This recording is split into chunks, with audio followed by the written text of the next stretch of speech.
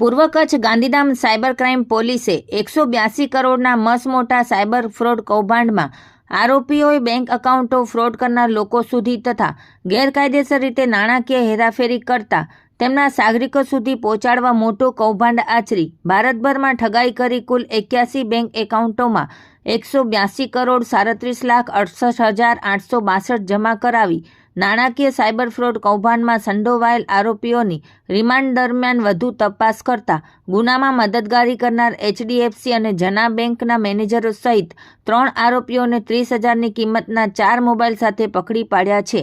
પકડાયેલા આરોપીઓમાં HDFC કાસેસ બ્રાન્ચના manager ચંદન કપિલભાઈ Pandya, જના bank ગાંધીધામના મેનેજર હિતેશ કિશનભાઈ કફતા અને HDFC કાસેસ બ્રાન્ચના એજન્સી મેનેજર યાસીન રમજુભાઈ સાયચાનો સમાવેશ થાય છે.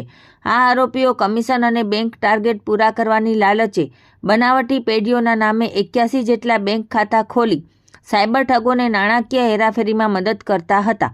આ મામલે ચોથા આરોપી દીપક જેઠાલાલ શર્માની શોધખોળ હજુ ચાલુ હોવાનું પોલીસે જણાવ્યું છે. આ કામગીરીમાં cyber crime PI DG Patel, PSI HB કોવાડિયા તથા સાયબર પોલીસ સ્ટેશનનો સ્ટાફ જોડાયા હતા.